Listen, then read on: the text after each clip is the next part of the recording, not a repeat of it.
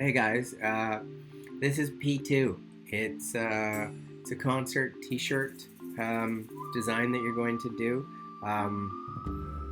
Uh, Probably not a lot of you will ever work on these, but they're pretty fun. I've been lucky enough to do lots of T-shirt design, lots of concert T-shirt design. I'm wearing one as we speak. So I used to do work for a company called Ironhead Clothing. So this was a Mexican boxing T-shirt that I did. Um, Done lots of them, and so we're going to take you through how it's going to work. So guys, we're going to take what we learned drawing icons in Illustrator and working in layers, and you are going to create a t-shirt design that you're going to mock up in Photoshop using this document that I have for you, which is easy to use. So we're going to start the exact same way we did with the dogs. We're going to sketch things out. So let's just go over this project. It is due in a couple weeks, so it's pretty short. You're going to create a design that will be applied to a black t-shirt. The design will be based on a musician's album. You will research the artist, then do a t-shirt based on the artist. The design will be mocked up on the t-shirt file that I'm providing on Moodle, and each color must be based on a Pantone color. And it has to be mocked up in 3 colors. So as part of the upload, you will provide me with your Illustrator file, so I can check that it indeed is 3 Pantone colors that have been separated. The second side of the t-shirt is going to have a list of concert dates. So it's up to you to determine when those are, and you can pull those off of old websites or old tours or whatever. And the other thing you're going to do is you're going to provide a written brief bio that you will present as part of your presentation. So the artists available are Lindy Ortega, Sam Roberts, Sophie Zelmani, the band, Carole King, and Marvin Gaye. 3 of them are older artists, 3 of them are current artists, 2 of them I've done work for. So it's due in week 6, and I am going to take you through the process of how to separate your colors. Okay, here's an example of the t-shirt file with the artwork on it. So the thing about t-shirt design is it's a little bit different than normal typical graphics that we do in Illustrator. Most of these, well, all of these would have been done in Illustrator, but the one thing about t-shirt design is it has to be a little bit bolder and have less small type and detail in it, because what happens is ink gets put onto a screen, and that's how it goes onto the t-shirt. So it's much coarser than typical printing. So if you have too much detail in your illustrations, or if you have fine lines, it fills in so you don't even see it.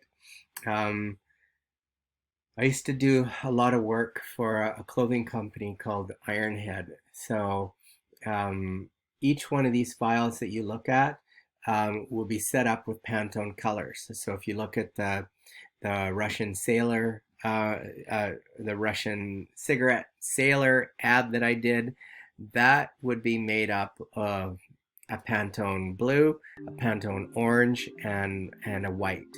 And the one on the right would be made up of red and white, and then anything black in the illustration gets knocked out, and you see it through to the t-shirt. So I will go over how you actually knock out the colors. So yeah, I've done lots of kind of t-shirt design using 2 to 3 colors, creating graphics. So all of this is a little bit like what we went through with the icons. You want to boil down to your central idea, create an icon in Illustrator, figure out what the essence of the artist's music or that album was, and create a t-shirt design for it.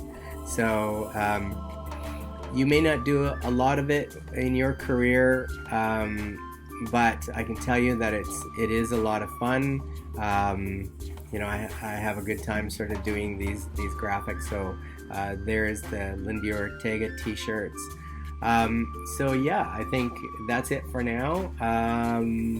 Have fun. Okay guys, some quick notes about the production of your t-shirts. So when you're doing t-shirt design, it actually has to be set up in Pantone colors, because that is what you actually send to the printer to print your t-shirts. So as you can see, I have my design of my t-shirt done.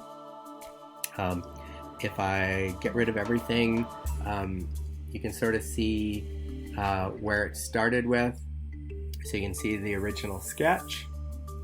Then if I open up my other layers and turn that off, you can see there's where it ended up. Now you can see in my palette here that there's a ton of layers, because there's layers in front, layers in back, there's a banner, there's a crow, there's a rose, there's hair. All of those things are layered, so I understand how to click on them quickly. So the one thing you have to do then is make sure that you have Pantone colors selected. So I am going to go Object, or sorry, Window, Brush Library, sorry, and then over to, Swatch Libraries, what am I talking about? Color Books, and then down to Pantone Solid Uncoated, because this is getting printed on fabric t-shirt, which is uncoated. So it means the ink will absorb, the color will absorb into the fabric, which means it won't be as bright as if it was on on like glossy paper. So the color chart is set up to sort of replicate what that looks like. So then what I'm going to do is basically flatten this out and get it ready to send to the printer, because you can't just send all of these layers to the printer and have them printed, right? So what I'm going to do is, if everything is looking correct, I'm going to select the entire thing, and I'm going to go to my Pathfinder tool, and this is a merge tool. So you can see by all the dots and everything in my illustration that there's a ton of layers in there. So for instance, if I were to grab her face and pull it, you can see that there's purple underneath that, and that can't happen. So that these colors have to go right through to the actual fabric, right? Meaning you can't have purple behind gray, because it means the purple would print first, the gray would go on top of it, and it would give you some really crazy looking gray purple combination. So you have to get rid of all the elements behind these things. So for instance, if I click on her hat, lines up here, and pull it, again, it's purple, right? If I select her purple on her hat, it's white. So all of those things I have to get rid of, so that they know what colors to separate, and we'll put them in layers. So I am going to make sure everything is unlocked. I'm going to select everything. I'm going to go to the Pathfinder's Merge tool. And what that does is it gets rid of any vector artwork that you can't visually see. So it'll get rid of all the hidden pieces. So if I now click on it, you can see that it simplified everything. So if I click on her face, you're not going to see purple underneath, you're not going to see white underneath. What you're going to see is the actual page underneath there. So that is empty. So I can go put it back. When I click on her hat, right through to the page, right? So I can go select same fill color on the black, and I'll just click a blue, and just to make sure that there's nothing that had that black. And in fact, if you look at this line right here, it was a different black than the background. So I'm gonna eyedrop the blue, then I'm gonna grab it. I'm gonna grab the entire thing again. I'm gonna merge it again, and that will get rid of, you'll see it got rid of the black. Then what I'm gonna do is I'm gonna click on the gray once, and I go select same fill color, and so it selects that Pantone color that I selected. And what I'll do is I'll hit delete, and see if there's any gray that's still sitting there. And in fact, here's a piece of gray underneath here that was hidden. So if I go Command Z and bring it back, I want to make sure everything is unlocked on this document, and that was the problem. So I'm going to select it again, and I'm going to merge it again. Now, when I go select her skin, the gray, and that's a Pantone color, I'll go select same fill color, and then I'll delete it, and there, now you see no gray. So now what that enables me to do is I can flatten my layers. So I'll flatten the artwork and go yes, and now what I can do is I can go, everything is sitting in the right order. So if I do that, you can see that yes, there's white there, and it's not just the document behind. So if I go select my purple Pantone, and you'll see under your, I'm going to bring up just the swatches. So the swatches show you the swatches you're actually using in the document. So if I go select same fill color, I can roll over that purple, and I can see that it is, it's Pantone 7659. So I go OK, and then in my layers, what I'm going to do is I'm going to go new layer, Pantone 7659. I go OK. So now I have that layer. I'm going to drag that artwork up into 7659.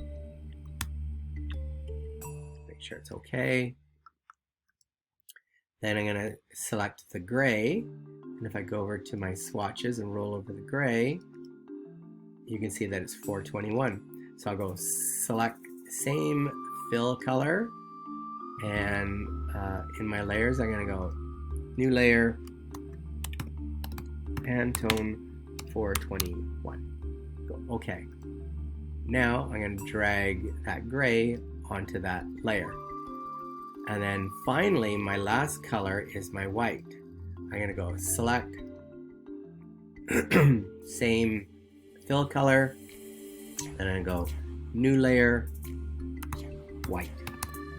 And they'll know to print white because it says white. And then I'll make sure that that dot is dragged up onto there. Now, when I select my layers, I should be able to turn off the purple, turn off the gray, turn off the white, and the only thing left is my background. So I'm going to change that background to